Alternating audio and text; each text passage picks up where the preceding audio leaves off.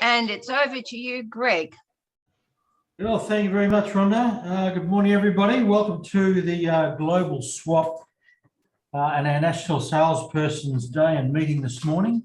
And it is with pleasure that I introduce our illustrious and annoying at times club president, Mr. Charles.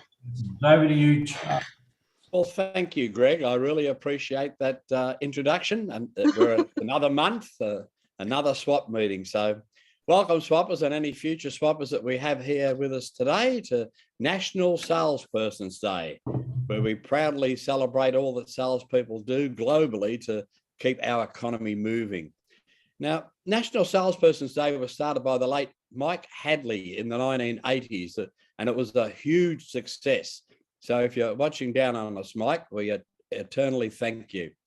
So the revamped Global Swap Committee decided to revive it, and once again, a yearly celebration.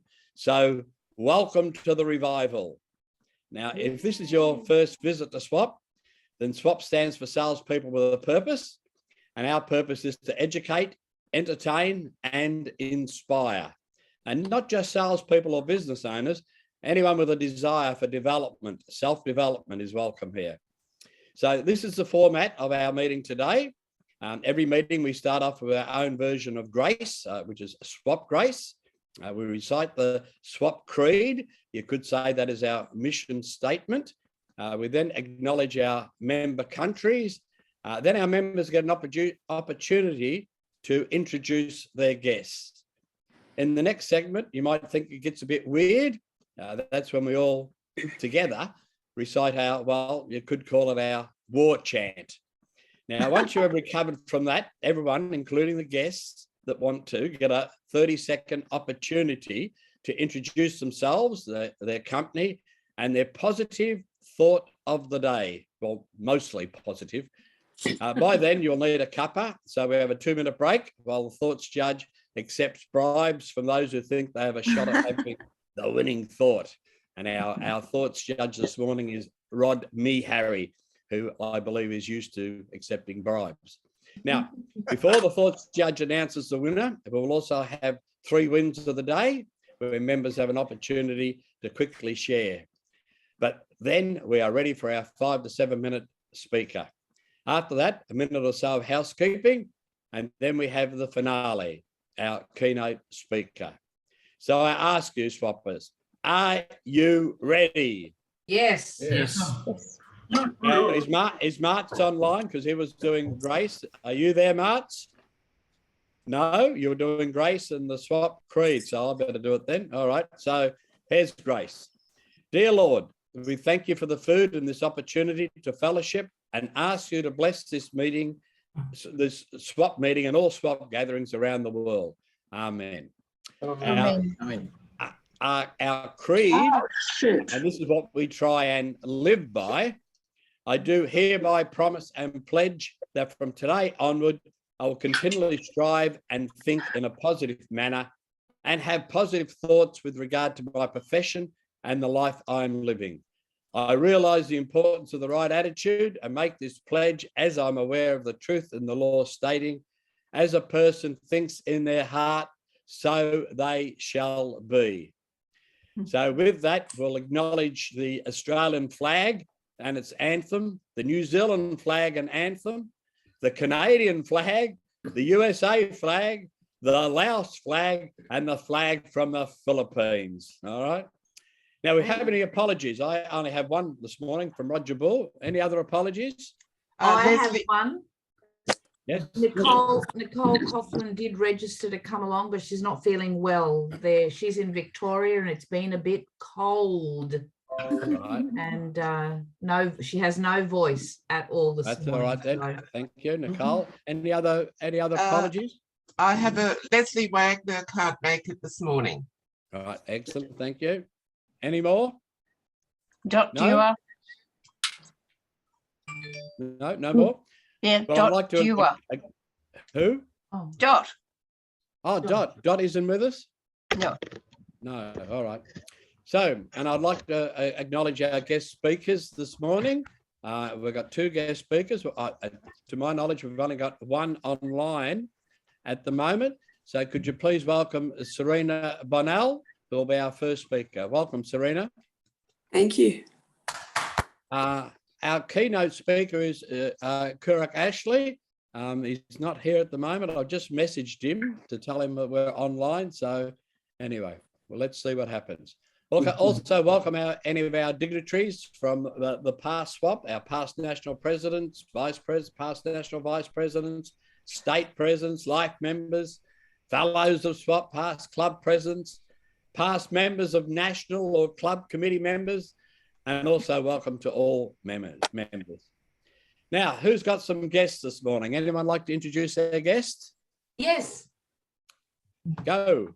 I have invited a wonderful friend from afar whom I haven't met, but we've been speaking for, God, over 14 years, I think, something like that. Jody from outside San Francisco. And she's an amazing woman, and I thought we wanted to be connected to her in some way. Excellent. Welcome, Jody. Welcome, Jody. Can I hear you? I also have a guest this morning from New Zealand, Ray Treadaway. Welcome, Ray, to I think this is your first SWAP meeting. Well, the first one since the 90s. Since the 90s. Is this the 1890s or the 1990s? No, don't be too... Listen, Anzac, don't be too hard on me. All right, okay? All right. Any more guests, folks? Well, this is the part where we scare the guests off. when we do our award chant. I'm alive, I'm well. Here's Josh.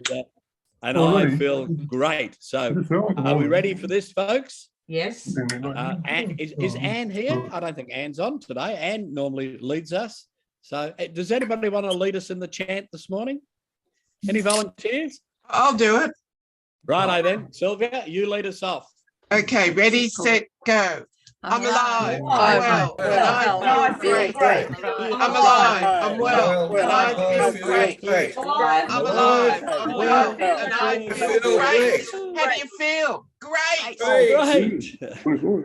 Great. Now, as I said earlier, our thought of the day judge is the Honourable Rod Meharry. So are we ready, everybody, for our thought of the day? I hope the guests have been warned. So we're going to start off with Paddy Sweeney. Can you please kick us off?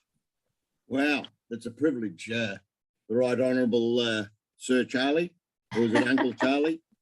Anyway, Paddy Sweeney, I'm on the fabulous Gold Coast. Been here now 41 years. Fantastic. Was involved in setting SWAP up here way back then. And my thought for the day is pretty simple. Ideas are like slippery fish. Unless you gaff them on the end of a pencil, they'll get away. Very good.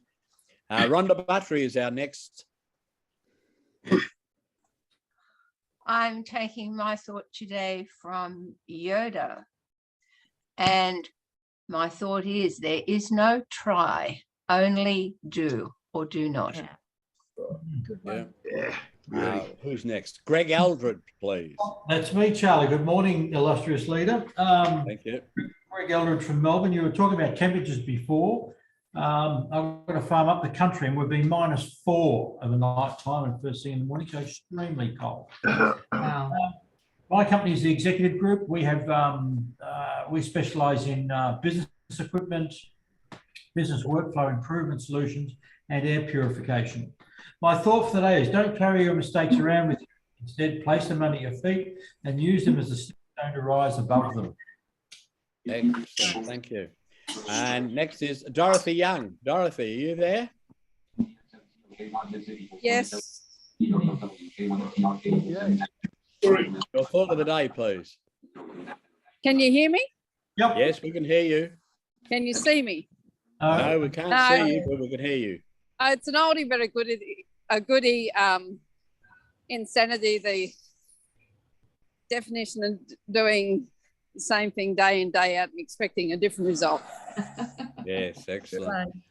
And on the list, I am the next one. So my name is Charlie Nichols, co-host of the unique Lao Lake House in Vientiane, Laos on the Nam Hom Lake.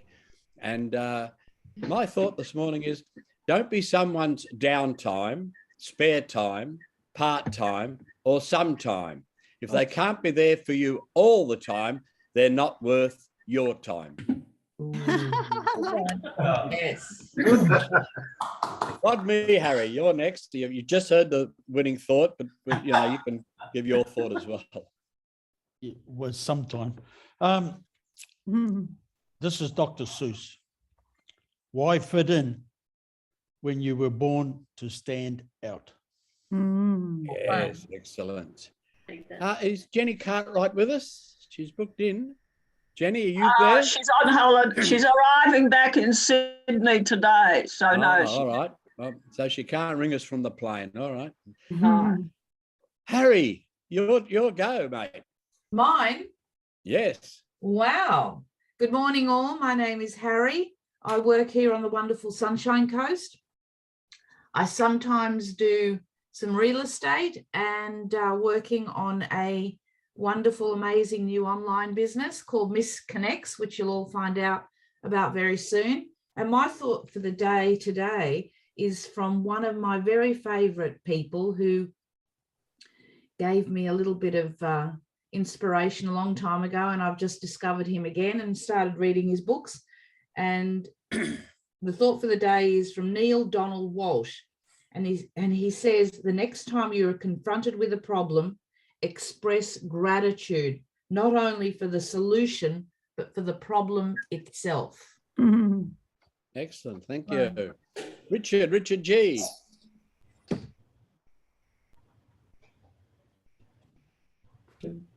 Gee, Richard. Are you there, Richard? You were. Yeah, yes, he got no sound. Well, we'll come back to Richard. Jeremy Britton. Yes, good morning. Thank you, everyone. Jeremy from Boston Trading Co. It's my thought actually comes from my newsletter this month, because it's been a terrible month for stock market and cryptocurrencies and a whole bunch of other investments. Everything is down at the moment because we put up the interest rates and reduced the money supply. But the thought is, the bad news is nothing good lasts forever, but the good news is nothing bad lasts forever. I like it. Susan Cutforth. Hello, everybody. I'm Susan Cutforth and I live in Phoenix, and I am now a US citizen. I became a citizen 2 weeks ago, hence my t-shirt, my earrings, and so I'm now officially a Kiwi American. So I live in Phoenix, and Jody, 112 degrees Fahrenheit is 44 Celsius. And wow. Okay, thank you. Phoenix is a hot bowl. We're actually having a cooler time at the moment. We're only 39 today, but next Saturday we're going to be 44. So there you go. So I've already had a swim today. So my thought for the day is, sometimes you've just got to take the plunge and do something that scares you. Excellent, thank you. Anne Stuckey. Hello, I'm in New South Wales. I've been planning to sit through a whole lot for a while. So here I am. I'm in a big decluttering mode, hence empty shelves behind me, and one was project management, and a saying came up that I thought was very apt. If you fail to plan, you're planning to fail. Yes, thank you. Even on small jobs, I think that applies. Thank you. Martin Kennedy. Good morning, thrill seekers. How are you? I'm Martin Kennedy. Glad to be alive and with you this morning. My thought for the day is, kites rise highest against the wind, not with it. Sir Winston Churchill. Thank you. Brian, where are you? Oh, Good morning, Charlie. Good morning, Swabbers. How are we all? My quote comes from my achievements over the years. Climbing Kilimanjaro 209, president of SWAP for 12 months, and I wasn't even using a program. Black belt, first Dan, end of 2016, second Dan, end of 2020. It was going to be, it's up to me. Excellent. Thank you. Is Harvey Michael with us? He's booked in. Harvey? Not here? Okay. Richard G, are you back? No. Margaret Ash. Yep. Morning, everyone. Margaret Ash from Brisbane. And my quote of the day is, life is 10% what happens to you and 90% how you respond to it. So true. Thank you. Ray Treadaway.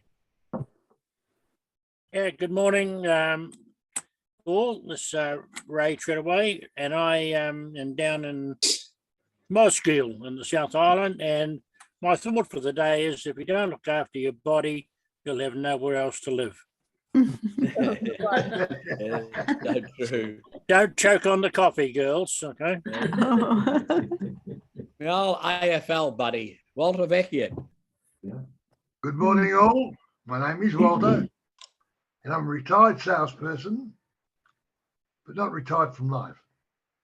The thought I'd like to share with you this morning is one from my friend Catherine's latest book, and it's almost impossible to go smoothly in one direction if you're looking in the other. Very true. Very true. Roger Yates, are you with us? I haven't seen you. Roger? No? What about Yvonne Collier? Yes, hello. Yes, Yvonne Collier, Madison Training in Sydney, Australia. And I, through Madison, I help people get along with each other better.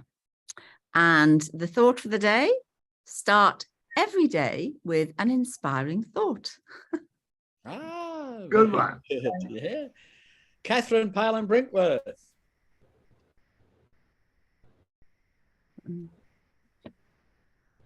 Are you there, Catherine? He's muted.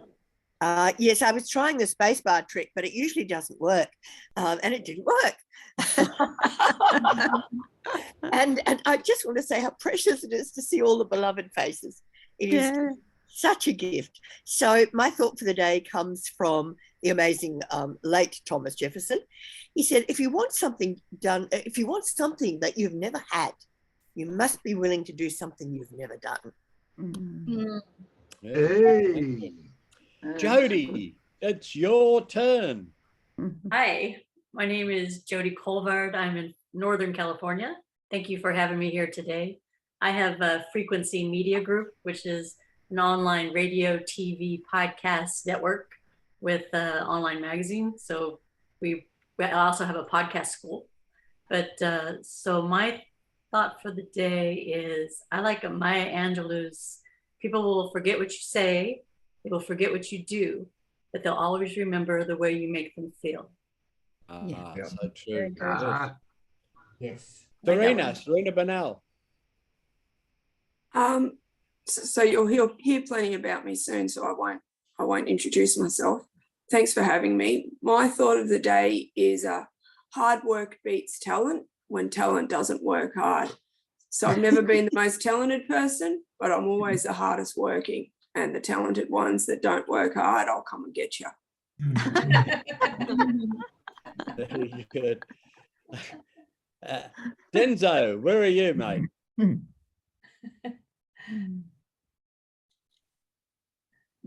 Denzo? Oh, he's gone missing. He was here. Okay. Nikki Meldrum Holm. Good morning, everybody. How are you? Can I just say, Rod, you're looking very dapper this morning. My business is the Home Loan Professionals, mortgage brokers, but I'm also playing Nana duties today, school holidays. So they're tucked up in my bed at the moment watching TV. And my thought of the day, with all the floods, the interest rates, COVID, tough times never last. Tough people do. So stay strong. Thank you. Excellent. Thank you. Did I hear you say that Roger is with us now? Are you there, Roger? No? All right. Reneen. Is Reneen there? Yeah. Hello. Yes. Hello. I'm Reneen, yes, and I'm still selling property on the gorgeous Gold Coast of sunny Queensland when it's not raining. And I'm having fun here since 1981. Wow. Same as old Paddy. Okay, and I want you to remember that whatever you do, always give 100% unless you're donating blood. So true. Next is Ian Harvey, who is going to be revamping our website. So we really appreciate that, Ian. You're welcome, Charlie. Ian Harvey is my name. I'm the past national president in Australia back in 2000, 2002, I think it was. Live on the Gold Coast, work in real estate with my wife.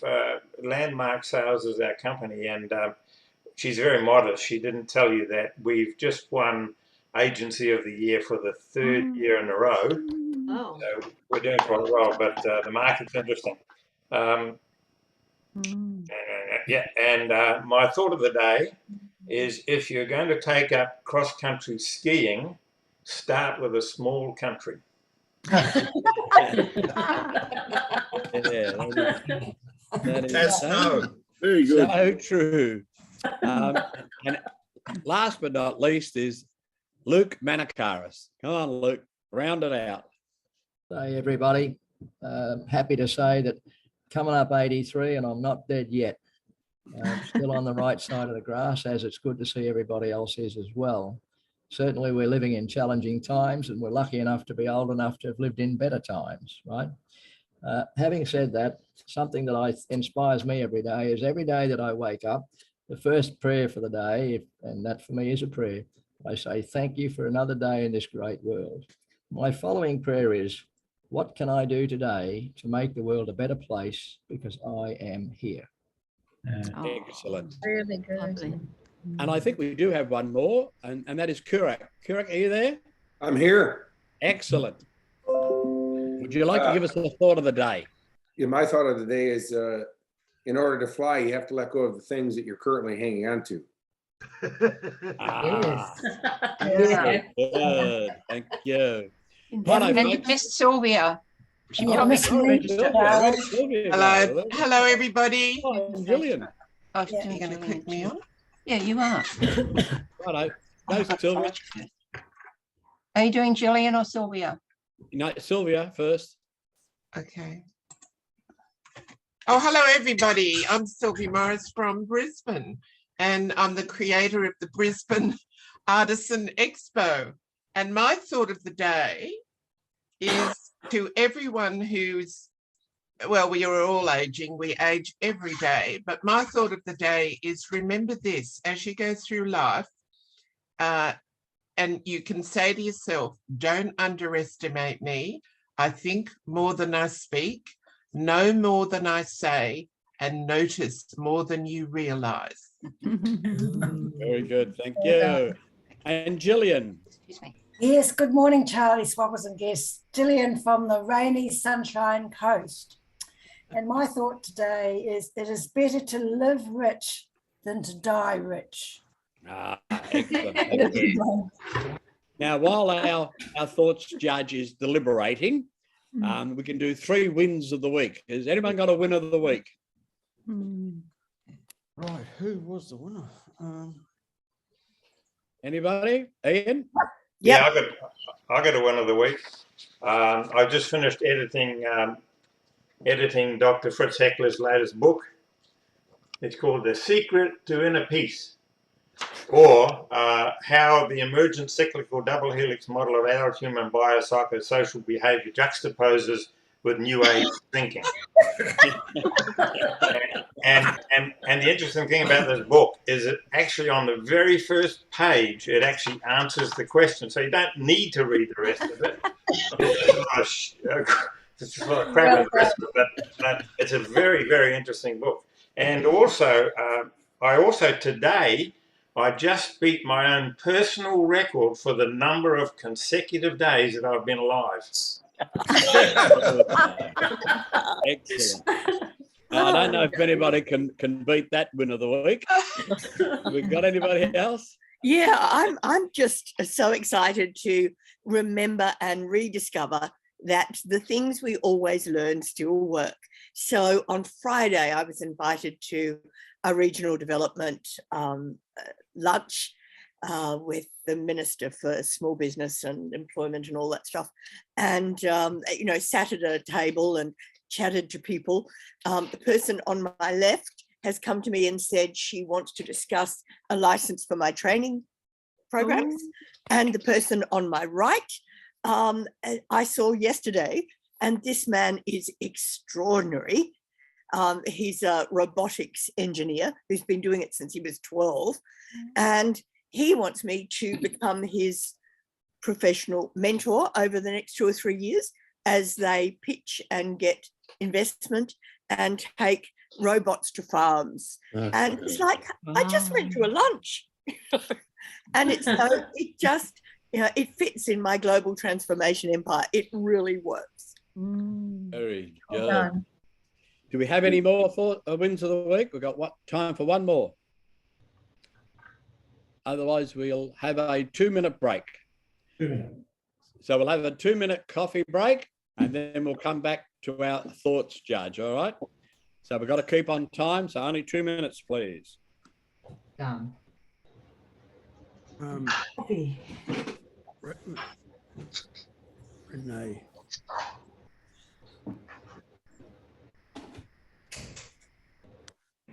Hey, Rodney, whereabouts are you based? I'm based in Matata. In Matata, okay, yep. You know where that is? Yeah. Oh, you're one of the 5% of Kiwis that know where it is. Yeah. I stopped there. I'm caravanning around the country here. I've been on the road 2.5 years, and I'm sitting down here in Moskill. But I stopped at the dock camp. At the dock camp there last time I was through, about 18 months or so ago. Okay, Yeah. well, next time you come through, take a walk around and you'll see a black house with an orange door. That's me. Come in and I'll Okay. get you coffee. Not the green door from many years ago. Not the green door. No, the orange door. Oh, the orange door. Okay, yeah. And How all long the you- fun happened behind the green door, didn't it? Yeah, that was a good film and it's a good book.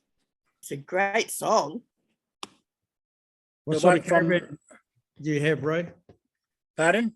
What sort of caravan do you have? I got a Bailey pageant, and I tow it with a Sanyong Rexton. Ah, okay. Yeah. Mm. Yeah, I sold up in Auckland in 2018 and hit the road in 2019. So so it was a good escape. Right. And you're in it full time? Yeah. Okay. Oh, that's good. That's good. We got a caravan. It's a Majestic we imported from Melbourne. Okay. An Australian caravan. An Australian with an O. It's a good caravan. Yeah, right.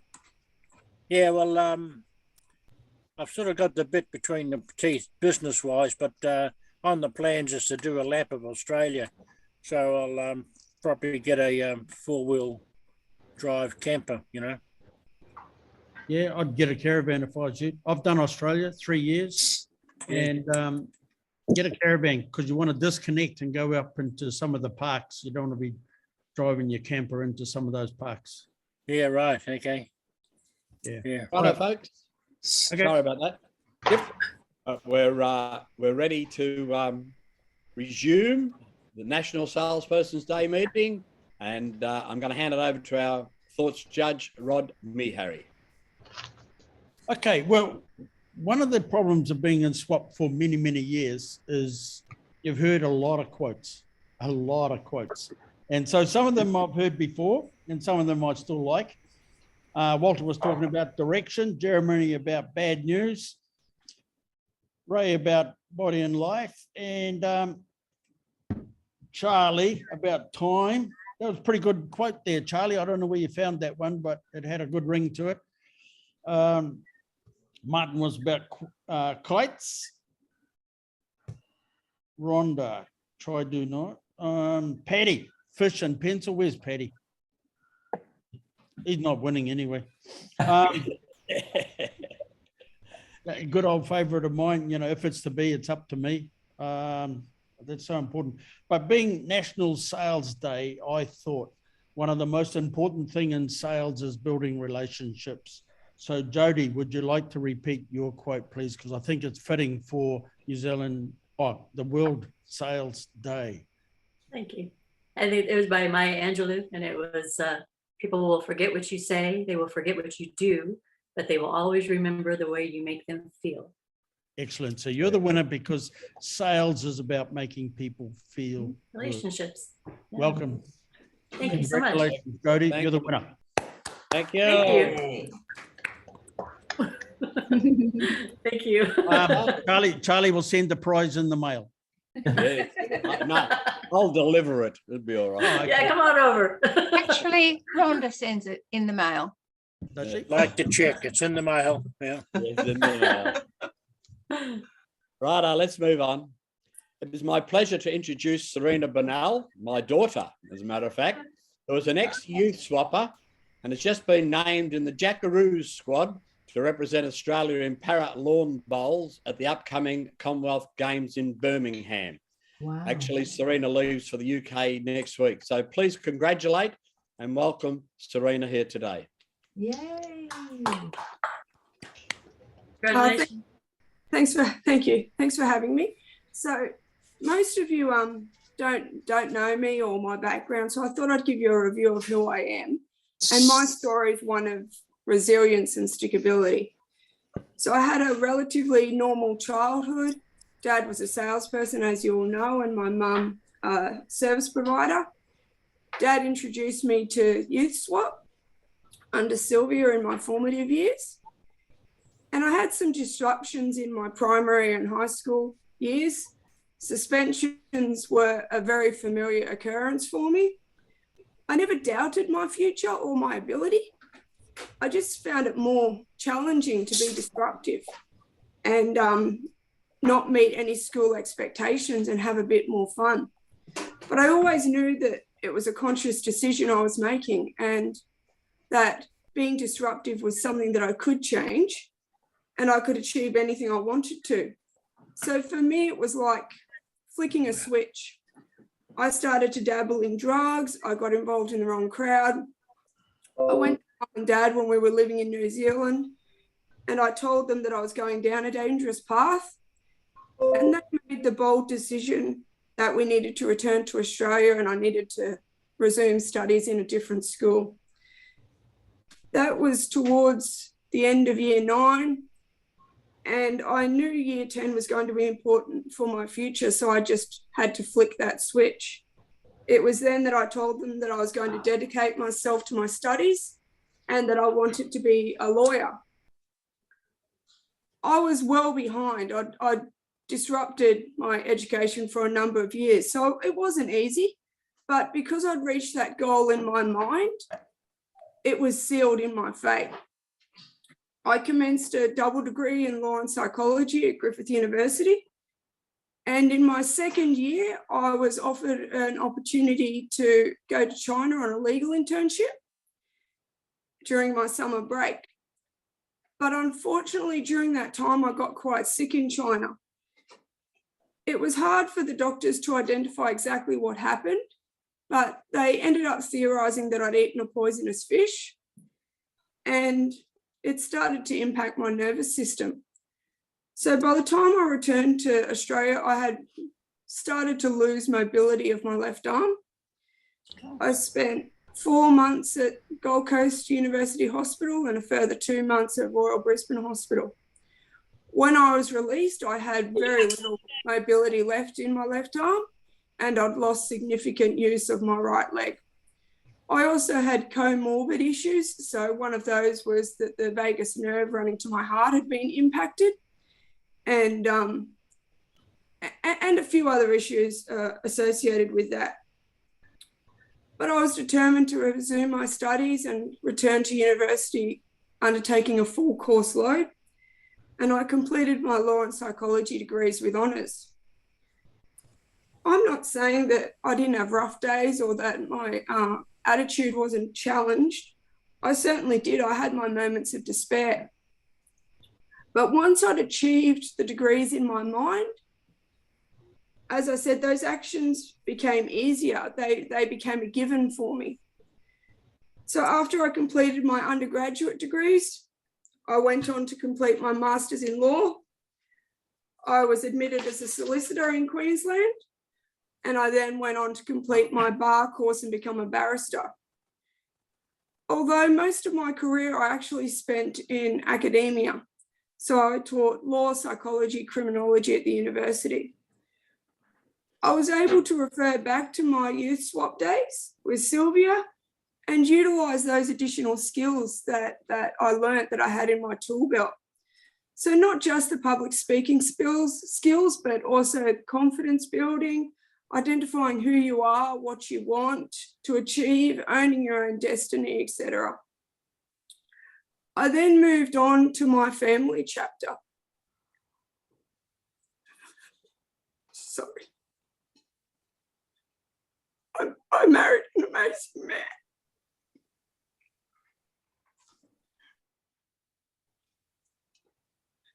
And he's an above-knee amputee. He lost his leg to cancer, also quite young when he was a teenager.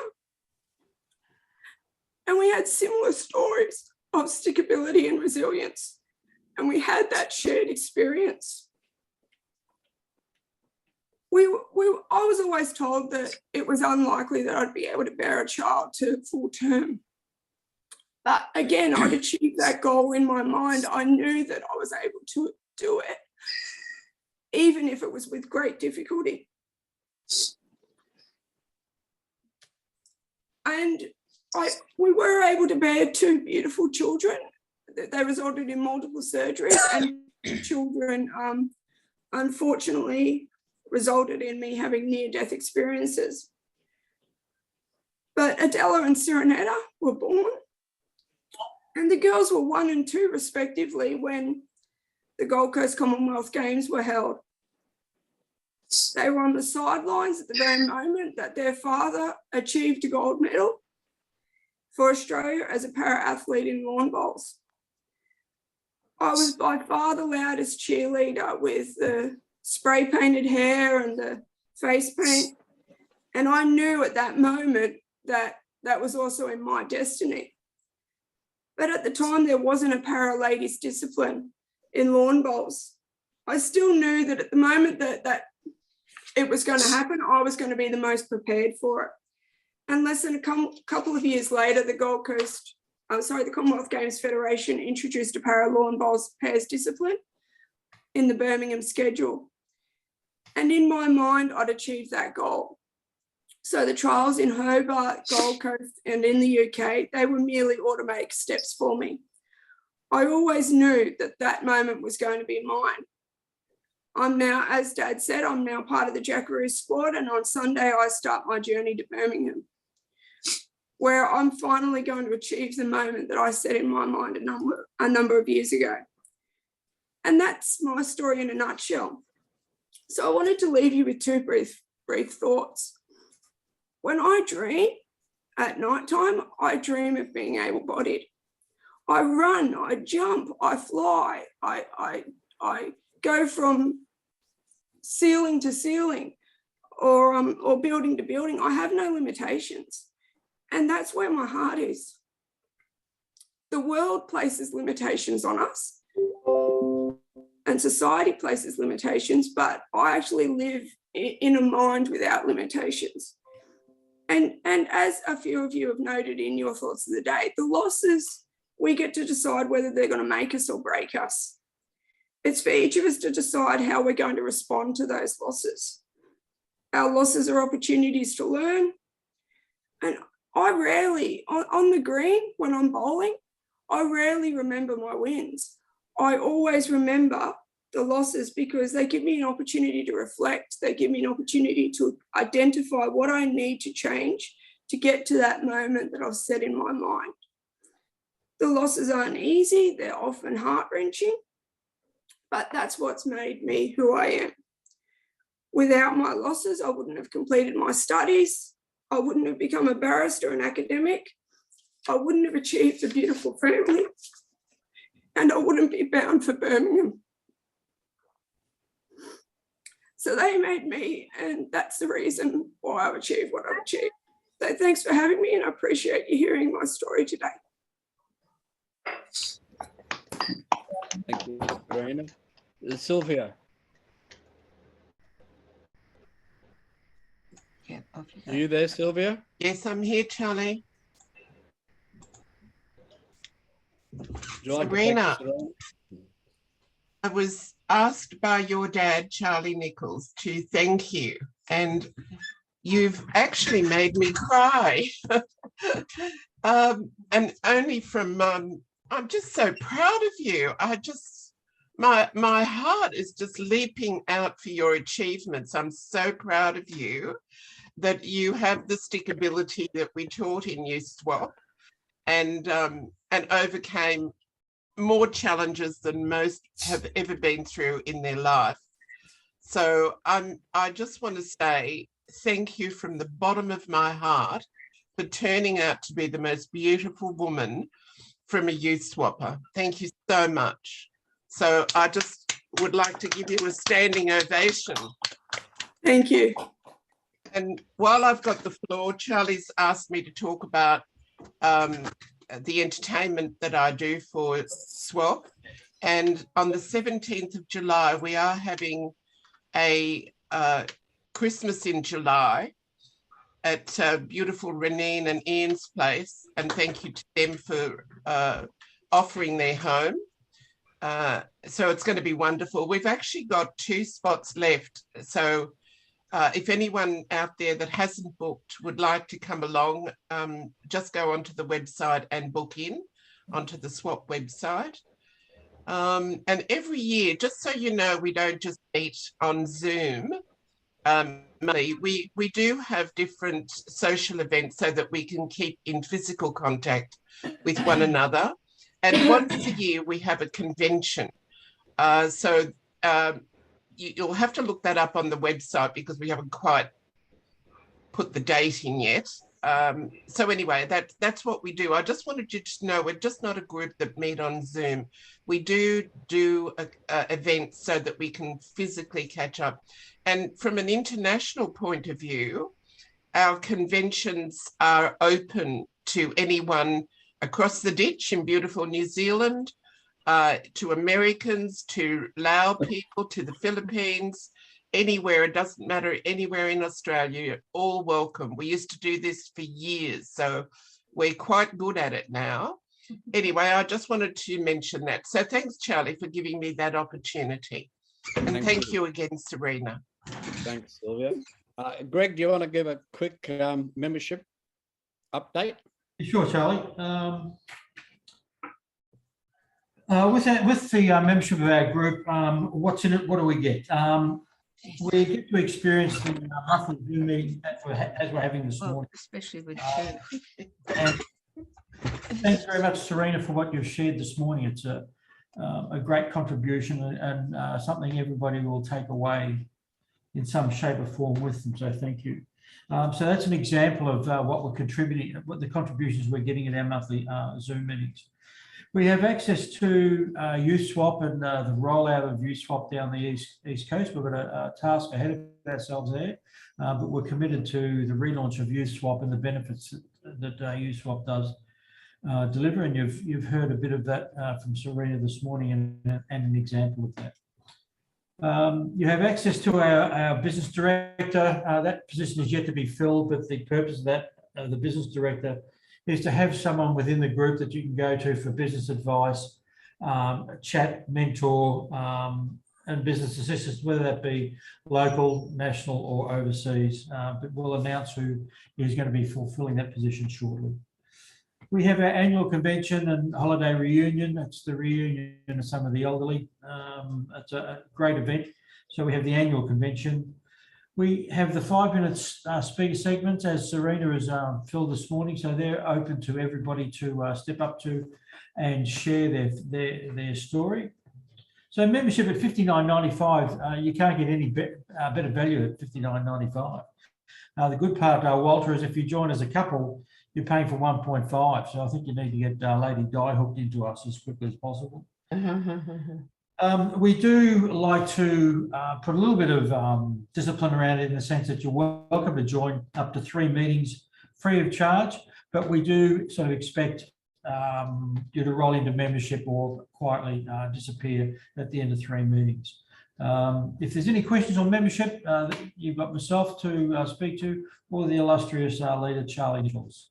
So thank you, guys. Thanks, Greg. Now we've got Martin. Martin's our speaker seeker, and he's going to introduce next month's speaker and also introduce our keynote speaker today. Yes, thanks, Charlie. My privilege to introduce Kurak Astley. He's a transformer.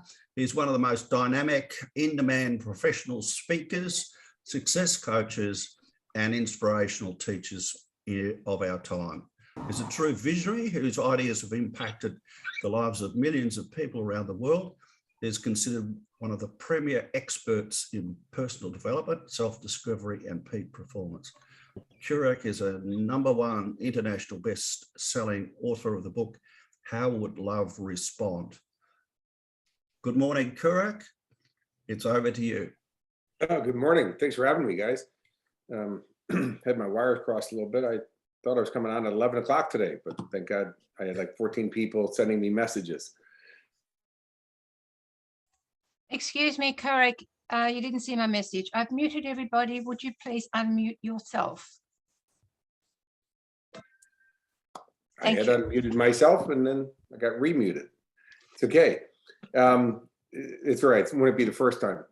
I saw Patch Adams speak once in Sydney. By the way, he's not very funny. And Carrie Ann Kenley actually shut off his microphone purposely. But anyways, so I thought maybe the same thing was happening here. You know, look, guys, I'm really excited to be here on your SWAP meeting today. I've been speaking at SWAP. I was talking to Harry Kay. It's like 24 years now. The very first SWAP event that I did, there was a gentleman, I believe his name was Bob, who was an American. Those Americans are always everywhere. And just before the meeting, he actually died. And so the first meeting I spoke at was his memorial meeting, but it's been a long time. I think that was at Park Road. I'd have to ask Harry about that one. But anyways, guys, thanks for having me. And just to kind of touch on what I do is I'm a success coach, I'm a best-selling author. If you heard the rumor, it is true. I used to be an actor in Hollywood. I did 38 motion pictures. I've done 2 films with John Travolta. I've worked with Sylvester Stallone, Chuck Norris, Russell Crowe, Charlie Sheen. Not that we brag too much about that one anymore, but anyways, you know, you probably have seen me before. I used to play bad guys. I wouldn't recommend pissing me off today, but anyways, I'm kidding. I'll share with you some Hollywood stuff as we get going. One of my other credentials really quickly is that I'm a success coach that took your women's Australian Olympic beach volleyball team to win gold medals at the Sydney 2000 Olympics. You know, it was a tough job, gentlemen, 2 girls in bikinis. We worked on beaches around the world. They paid me for it. Anybody want my job? The funny thing is when I met the girls, they were the bronze medal winners from the 96 Atlanta Olympics. I'm giving a seminar in Brisbane. I didn't know that Natalie Cook, one of the bronze medalists, was in the audience that day. And I started going on about who here remembers the person who stands on the 3rd box at the Olympics. Everybody rush out to buy your book thinking, oh, gee, how'd you get 3rd? Yeah, anyways, program's over. Girl stands up, she goes, I was on the 3rd box at the Olympics. I'm like, wow, and you're a big girl too, I can see. Natalie was not very happy with me. I tried to apologize saying, look, ma'am, I don't know who you are. I wasn't picking on you. And she said, no, the reason I'm upset is everything you said today was true. She said, you have the skills and tools I need to get what I want. Will you take me to win gold at Sydney? And so for 2.5 years, I worked with Natalie Cook and Kerry Pothurst September 25th at Bondi Beach, we beat the best team in the world known as the Brazilians and walked home with the gold medals. That same year, I worked with the Brisbane Broncos. They had their best season ever, only lost one game, won the premiership. Obviously, I have not worked with them since. Every sports team, every athlete that I've worked with have all won. Businesses, individuals, things that I've done with people, it's crazy results. But the cool thing about it is it's actually nothing to do with me. It's a formula. It's a scientific formula based in the laws of physics. I'm going to share with you that formula today. All you have to do is apply the formula, and the results that you start really tangibly producing in your life is awe-inspiring. It's crazy. One of my other credentials is, just real quick, is I'm a world record holder. I'm the world record holder for the longest firewalk in history. I did 81 meters of 600-degree coals in my bare feet. The original record was 15.4 meters. I did 81. Basically, I was walking, I tripped and quadrupled the world record. But anyways, and I've taken tens of thousands of people firewalking safely. Last year, I had the honor of taking my son, he's now 10, but he was 9 years old at the time, firewalking, and wow, do you see the results in him today about what he believes in himself and what he thinks he can do, because the firewalk is really a metaphor for what you think is impossible isn't. You make it across those 600-degree coals and you go, wait a minute, if I could do that I thought was impossible, well, what else I've been telling myself that's impossible, that's been holding me back from everything I want in life. And one of the best stories I can share with you is that my mom was a very serious alcoholic. She used to drink 4 liters of scotch or vodka every night. And by the way, my mom had a violent streak to her when she was drunk, which was most nights. My mom came to one of my programs in Chicago. She firewalked, and that night she said, man, if I can do this that I thought was impossible, giving up alcohol is easy. And from that night forward, my mom was clean and sober for the next 18 years until she passed away. So it's very powerful. And as you heard, my last credential is I'm very proud to say I'm the author of the #1 international best-selling book, How Would Love Respond? And, the reason I share that with you is because I tried to write 2 other books before How Would Love Respond, and basically didn't know what the heck I was doing and wrote myself into a corner. I was basically just babbling on paper. I couldn't even read my own crap. And when I decided I wanted to, not die with my music still in me. And so I got educated. I learned how to structure my words, and I learned about publicity and publishing and marketing and online campaigns and the rest of those things. And then, my father, my hero. Now, by the way, I'm my dad's only child. My mom raised 7. She was a little more friendly. But my dad, he cried when I got a publisher and an agent. And my stepmom told me. And so I called my dad up and I said, hey, Dad, I heard you're very emotional about me getting a publisher and an agent. He said, yes. And I said, why? And he said, I didn't think you could read, let alone write. So anyways, it took me 4 years to write the book. And then within 4 hours of release, it takes #1 on Amazon, Barnes and Nobles. I hit 15 bestsellers lists. And then 30 days later, I hit another 10 bestsellers lists. So the strategy in the whole thing that I'd like to share with you is that the fortune is always in the follow through. The fortune's always in the follow through. Any goal that you set, that you say, I'm not backing down to it, and I'm going to follow through on this, you will succeed at. But see, most people quit just before they're about to succeed. And by the way, that's a difference between first and fourth at the Olympics. It's 1/1000th of a second difference in time, or in beach volleyball, it was 1 point. The difference between gold and, well, nothing after that, So today I'm going to work with you guys on the formula for success. Now, by success, I don't mean the accumulation of money. I mean, if that's what you think is success, God bless you. Success to me is holistic. It's having the wealth, it's having the health, it's having the happiness, it's having a great relationship. Because really, what's the point of being rich if you're sick? Or being wealthy if you're lonely? A lot of people think once I make the money, it's going to solve all my problems. I'm going to tell you that's not accurate. A lot of times it will actually amplify your problems. I mean, if you're lonely now and you go buy a big house to move into, and now you're really going to be lonely because you have a lot of rooms to be lonely in. So we're going to work on some real strategies so that you can create holistic success. And the first strategy is that you have to reinvent yourself. You can't be who you are and think that you're going to produce or do different things. So we have to make adjustments to ourselves. The number one key distinction between successful people and the masses, because by the way, ladies and gentlemen, we all go through the same stuff, you know? I mean, everybody had to deal, with COVID. During 2008, we all went through the global financial crisis. We all have dramas in our lives. We all have family members that we want to choke out. You know, everybody goes through it. Everybody has financial issues, relationship issues, whatever. Successful people learn how to manage it differently. So we all go through the same stuff, but successful people, we learn how to manage it differently. And because, you know, the key distinction is that you have to learn how to manage how you think and feel differently. So as an example, during the global financial crisis, you know, where people were freaking out and selling and, you know, losing their businesses and stuff, successful people, we were buying them. Why? There was a discount on them. You know, so when average people are panicking,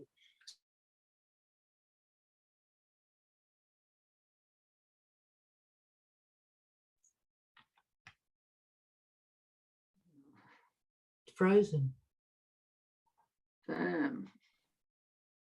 as I said, we all go through, you know, catastrophes in life. We all go through drama. We go through all kinds of stuff. But, you know, it can either put you into action or it can put you on antidepressants. It just depends on how you activate it and how you deal with it.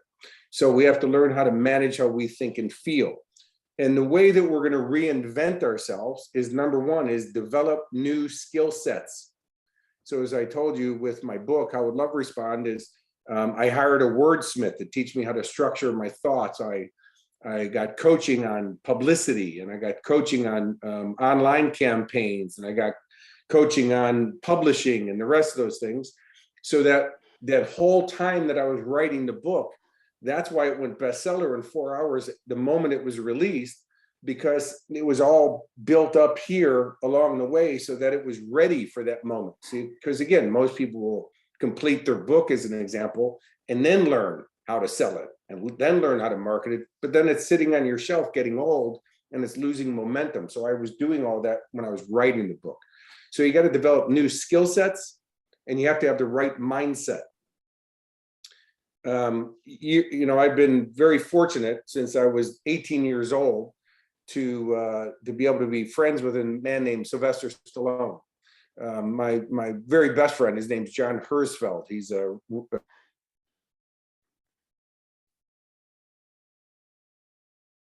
it's doing it again.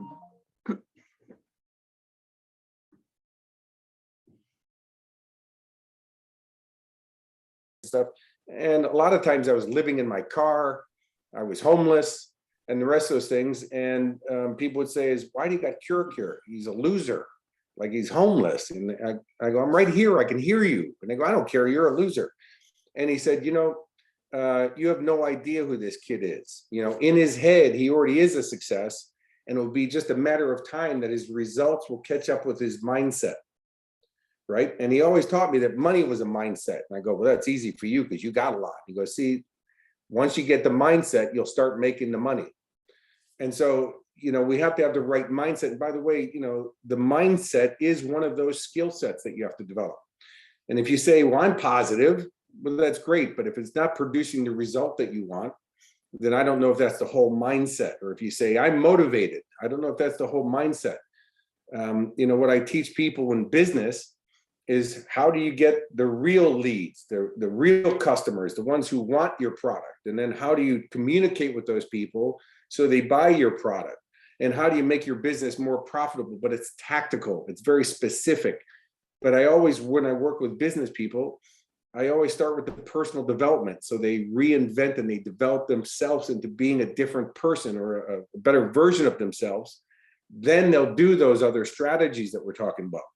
So you got to develop the right mindset, develop new skill sets, and have follow through.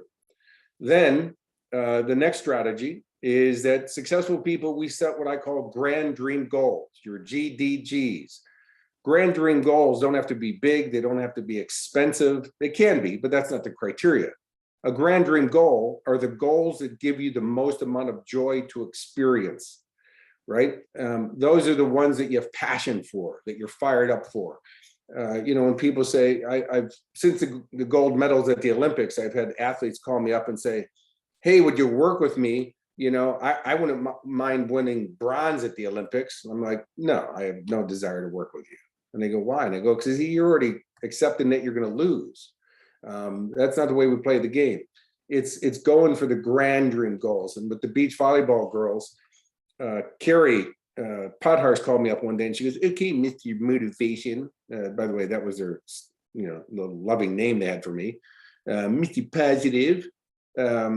She said, why do you think your goal setting is any better than our goal setting? I said, I don't understand the question. She said, well, in Atlanta, we went for gold and we got bronze. So why do you think going for gold here is any different? I said, we're not going for gold. We're going for diamond platinum. And they go, there's no diamond platinum. I said, oh, but there is. There's the speaking engagements. There's best-selling authors. There's, Australian Order of Merit. There's Hall of Fame. There's all those things that you're really going for, because the gold medal is just a trophy. It's the whole life afterwards. Well, here it is 22 years later, and the girls are millionaires and best-selling authors and Hall of Famers and Australian Order of Merit. They have postage stamps with their pictures on it. I mean, it's crazy what those girls have experienced. That's the grand dream goal. So grand dream goals, the reason it's so valuable is they force you into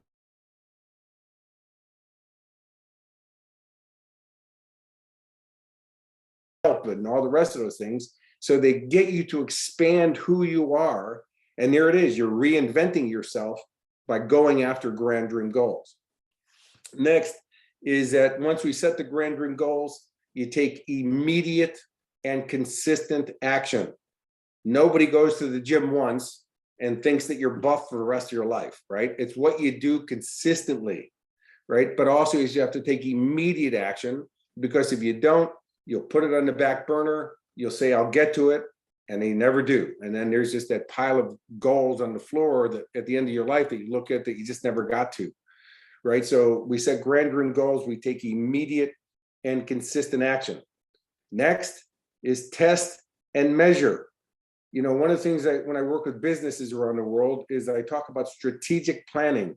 Every week, you need to lift your head up from your business and look at what have I done and what's next? What are we doing? Because a lot of times people climb the ladder of success only to find out it's been on the wrong wall, right? So they waste a lot of time doing all this stuff. Instead, lift your head up, pay attention, test and measure to see the actions that I'm taking. Do I need to make some adjustments to it? Do I got to fine tune it? Do I got to try something else?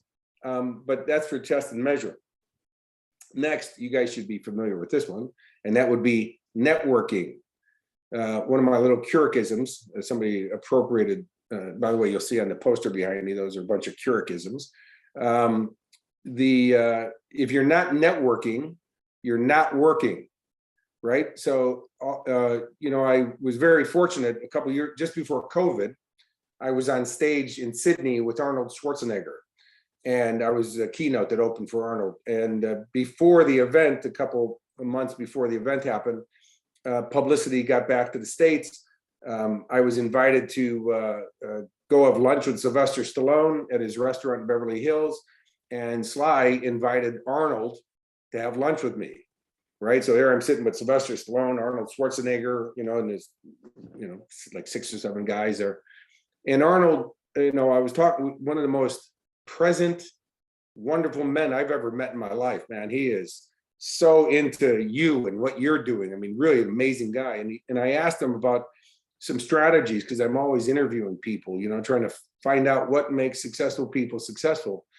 And he said, Keurig, people think I'm a self-made man, and there's nothing farther from the truth. He said, every step of the way, bodybuilder, movie star, governor, I've had people help me. He said, only weak people don't ask for help because they never get it. And it was really profound, but I knew that, but again, to hear it from somebody at that level of success. So network. And by the way, your network's just not about sometimes people helping you or giving you leads. Sometimes your network are those people who say, hey, pick yourself up. Staying down like that's not helping you. You know, they hold you to a higher standard and they get you to kick into gear when you want to sit around and feel bad. And by the way, we all have those moments. So don't go, I'm broken or something wrong with me. It's surrounding yourself with people who hold you to a higher standard. That's your network, right? Next would be the next thing on the success formula is contribution. You have to give it away to get it.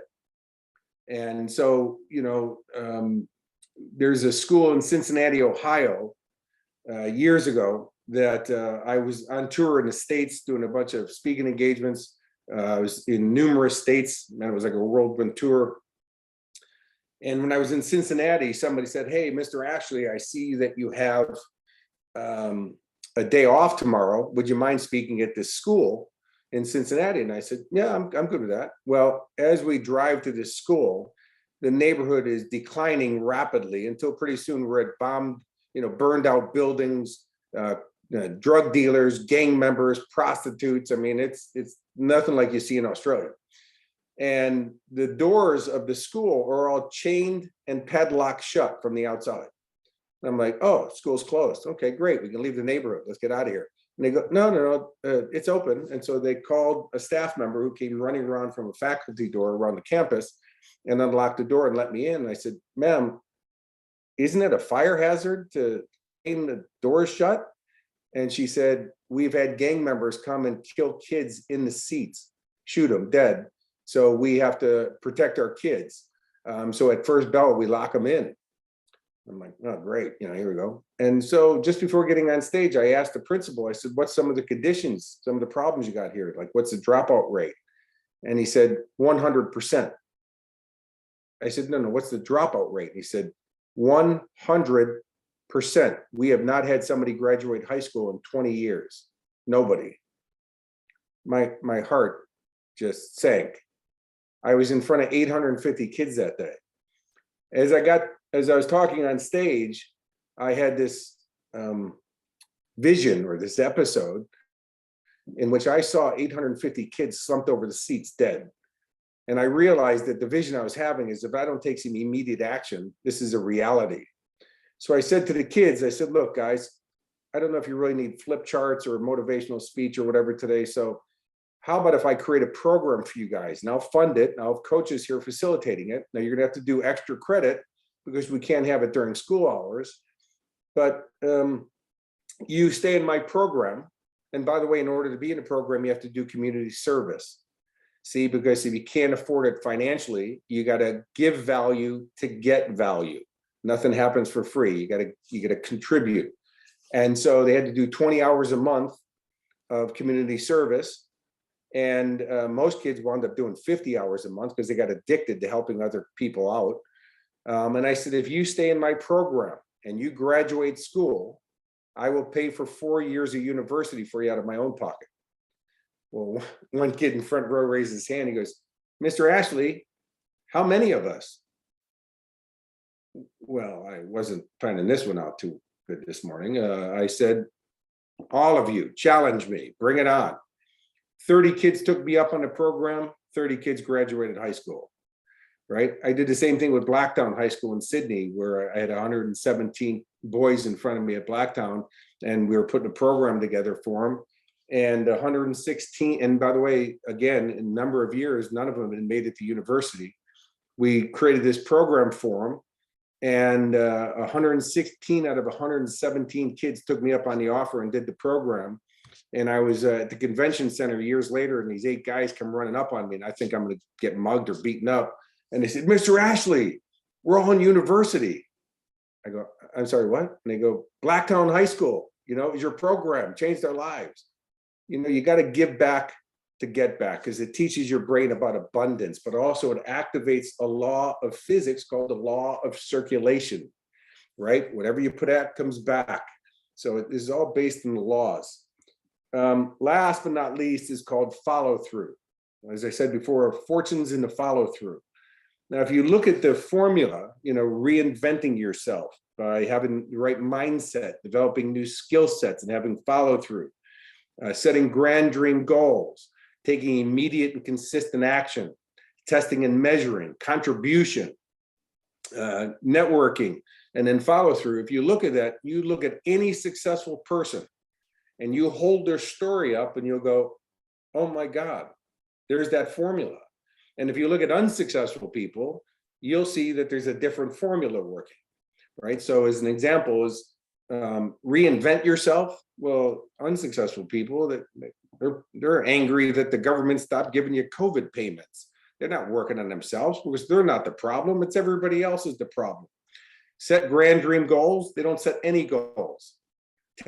Take immediate action. Well, why would you take action when you don't have goals? Test and measure. Well, that wouldn't make any sense if you are not taking any action. Contribution. Most people say is, well, I'll give it when I have it, or when I make the millions, then I'll give it. But in reality, no, you won't, because you've never conditioned yourself to be a giver, right? So even when I've been struggling and I've been homeless, there was people more in need than me, and I was happy to give to them. And people used to laugh at me. They go, you don't have anything, and you're giving stuff away. And I go, but see, I'm teaching my brain that more is coming. I'm abundant. I'm activating a law of circulation. And my life's been very, very blessed, because of the way I've operated. So if you just look at this formula for yourself, and if I want to succeed in business, as an example, is I got to reinvent myself. I got to develop some new skills. I got to have the right mindset, though, that I can do this. And one of the things that I've always worked on with myself is that I go, look, if this takes me a year working on this every day, the payoff is going to be amazing. But see, most people are trying to get rich quick instead of going, build this, and this is going to be strong and it's going to be long lasting, right? So I go, if this takes 3 years, and I learn how to do online sales, as an example, or build my coaching business, or whatever that is, and I make, a couple $1 million, well, most people are dying with nothing. They're accumulating nothing. They're doing nothing. So I look at it in the long-term picture because it's what I call CDI, consistent daily improvement. If every day you just work on getting 1% better, people go, 1%, what's 1%? Well, first, it's not 1%, it's 1% compounding, because the next day when you grow, it's off the level that you've already grown to. It's not from the original start point. It's off of this. Well, imagine going to the bank and getting 1% on your money in the bank overnight, considering they give you like 3% a year, right? Imagine compounding 1%. It's massive.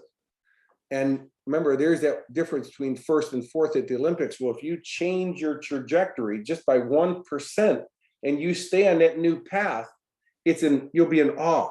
Most people overestimate what they can do in the short term and underestimate what they can do in the long term by being consistent, if that makes sense. I don't even know how much time I have. By the way, guys, I don't run out of content. I can be babbling for hours. How about if I open it up for some questions, or, how can I best serve you? How's that? Or maybe I am done. You guys are turn me off. I don't know. Thank you, Kirak. That was absolutely excellent. Martz, are you there? Martz? Is everybody unmuted? Yeah, no, I'm here. I just had to unmute. I'm sorry. Excellent. Listen, Martz, I'd like to call on you to thank our speaker, please. Oh, that's putting it on me, Charlie. Yeah, well, I did send you a message. You didn't read it. Oh, you sent me a message. Okay. Well, I can assure you I was hanging off every word.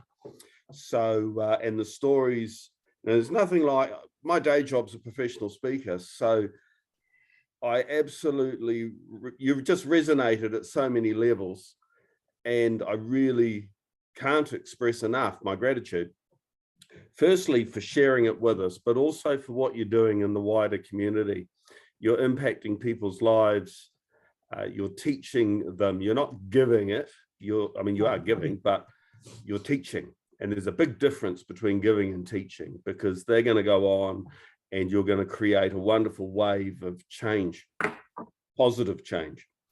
And a little bit like you, I don't tend to run out of content. Well, I've actually got COVID at the moment, so I'm going to keep it short, which my swap friends will be like, geez, that's the least he's ever spoken. However, I would like us all to give you a rousing swap, genuine vote of thanks, and please don't stop what you're doing. Thank you. Thank you. Thanks, Marts. Really appreciate that. So this comes to the end of our National Salesperson's Day. I hope you all got something out of it. I know I did. I even learned a little bit more about Serena that I didn't know before, which is good from a dad's point of view.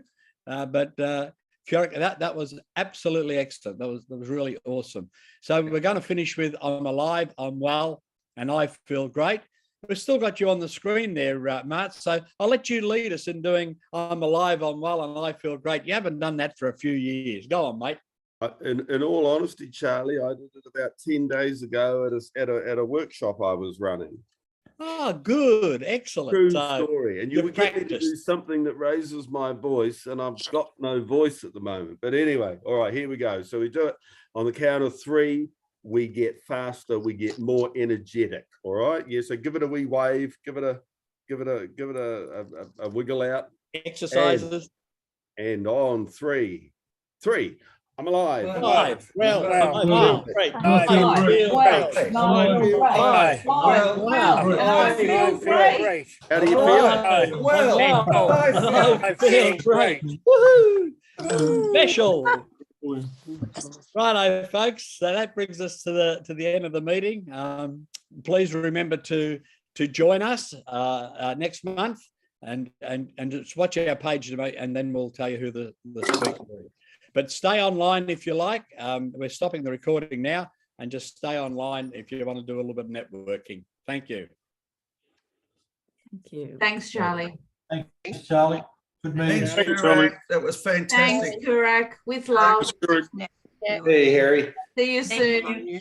You got it. And Brian, it's great seeing you, buddy. Yeah, same here, Kurak. How you doing, mate? Firewalker. Hey, And Kurak. congratulations on your second Dan. That's awesome. Thanks, man. Yep. That was a bloody long walk as well. I'm going for knee down.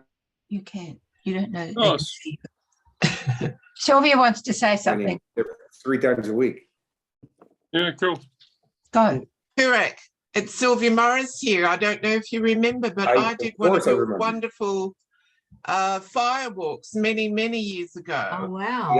And Yes, ma'am. honestly and truly, if anyone ever gets a chance to do it with Kurak, it really does change your life. You become almost bulletproof after you've done that.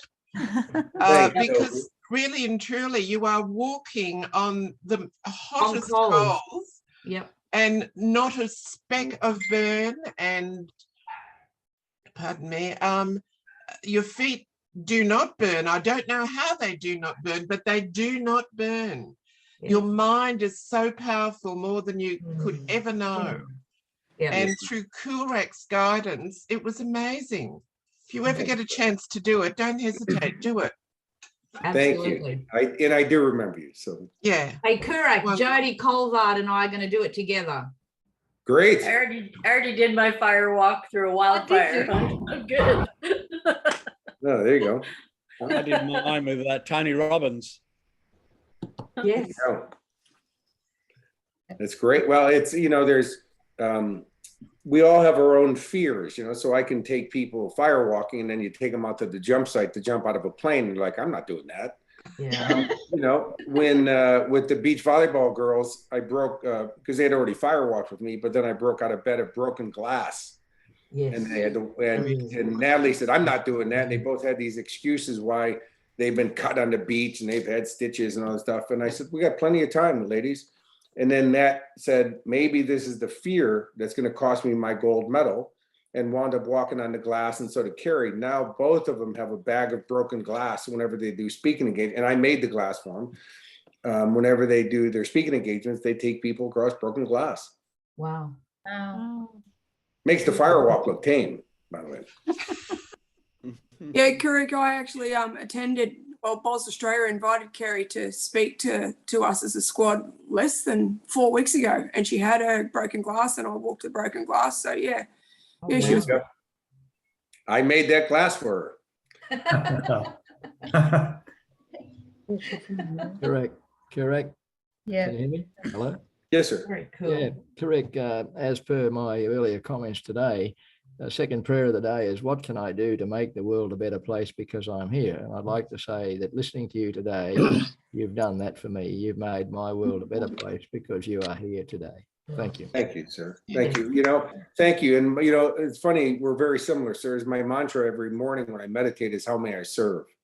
I never focus on making more money. Money is a byproduct of adding value. And so I always focus on adding the value. And that's why I've been successful in business and the rest of those things. But it's just the way I operate in life. It's, how may I serve? What can I do to make the world a better place? Because my thing is, if you're not part of the solution, we're part of the problem. And, if all of us did a little bit to make it a better place, it would be. Unfortunately, too many people are just taking a ride and not really contributing, but that's okay. If you read the Bible, nothing's changed in 2,000 years. Some people get it and the majority of people don't. But it's the minority that changes the world, and it's the majority that waits for it to be changed. That's what's happening now. Yeah, absolutely. Yeah.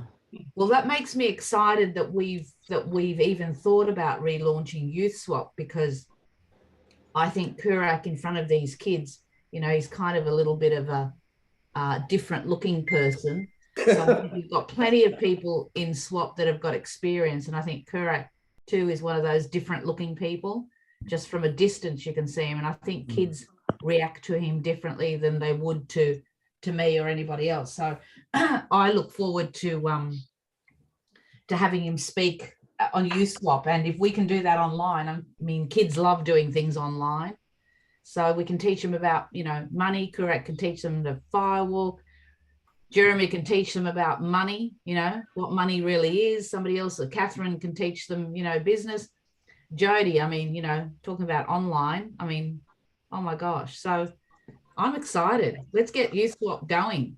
Yes, I think Kurak will be an excellent opening speaker to launch. Yes. Yeah. I'd be honored. Yeah. And call me back whenever you guys need me. Well, yeah. Whenever I've asked anybody to speak, I mean, I asked Kurak, he was talking about Brisbane Swap. I asked him to speak in Brisbane Swap when we first launched it, when I came to Brisbane in 2000 or 98. 98. Yeah. Yeah, but And Harry, there was a real estate agent in. Nobody says no to you, Harry. So, I mean, I don't want to wind up like a lump in the desert somewhere. I mean, we did the same thing to Jeremy. I rang Jeremy and I said, I need a president for Sunshine Coast Swap. And he said, what do I got to do? And I said, just turn up every week and we'll do everything else. And he contributed for a long time. So thank you. I'm going to cry. So I'm going to leave it there. Eric's right. Everybody's scared of Harry. No, I'm not. I'm not. I'm not. It's like she's like talking to the Godfather. No, somebody. I'm making them off. You can't refuse. Thanks, everyone. I'll just say something about Kurak. I've done a couple of fire walks, one with you in Auckland, and Yes, and the difference you couldn't remember because it was dark and I had a mask on. Okay, anyway, I just had a flashback, and I've done a couple of them, and you physically got to get in your head, you got to do it. And I was just thinking the other day about last year. I'm traveling around the country in the caravan here, and I did a couple of things last year where you physically got to do it. And I did a 20,000 foot tandem parachute jump. Now, that sounds scary, but the instructor has control of you, right? And he scrapes your ass to the door and out you leap 20,000 feet. But later on, I did a 1,500 foot or something bungee jump. That's just like firewalking. You've got to physically go to the edge and make the decision to go. And that's just neck back a couple of things. And but you've got to make the decision to do it. With the firewalk, as same as the bungee jump, you know, and it Yes, sir. makes a big difference in your perhaps your persona. You say, pat yourself on the back and say, that's another bugger knocked off, you know, and do it. But it's well worth the experience, you know. Yes, Good sir. stuff. Again, to make that decision, because you're right, sir, all change starts with a decision. And that's where managing how you think and feel is so important, because if we don't manage how we think and feel, we can't make good decisions. So I always say, get yourself a good emotional place and then make a decision, you know, see how it feels. So we think to create and we need to feel to decide. But if we don't manage how we think and feel, we're going to be making decisions from a bad emotional place, which never turns out good. No, it doesn't. No. The and the other thing that I've just found, like I've been 2.5 years on the road here, and I've had this book called Psycho-Cybernetics on the bed for 2 years. Anyway, I started to read it and study it. It's a big difference between reading and studying, and but that makes a big difference to getting your own self-image up to speed, you know. And once you got that right, then you're there. You're there. It's just like being in front of the fire pit. You got that feeling and you just go and do it. And it just makes a big difference. But that was great, Kurrick and Charlie. Yeah. And how close to Wellington are you? Pardon? How close to Wellington are you right now? Oh, 800 or 900 Ks. I'm down in South Otago right now. Oh, right. Well, if you get to Wellington, say hi to Tamati Ellison for me. He now is coaching on the Wellington Hurricanes, but I started working with Tamati when he was a junior player at Wellington. And then took him to the mighty All Blacks, and then he played in Japan for a bunch of years, and now I've been with him his whole career. He's one of the most amazing guys and athletes ever, but he's coaching now in Wellington, from what I understand. Wow. Awesome. And what's his surname? His Tamati Ellison. Ellison, okay. His uncle was also known Tamati Ellison. He's the guy who got the fern leaf on the All Blacks jersey. Okay, cool. So it's in his Tamati's wife. Her grandmother was the chief of chiefs on the Cook Islands. So they're kind of royalty, the two of them. Wow. When I met him, they had no kids. Now they have 5. He's starting his own rugby team. That's New Zealand. Absolutely.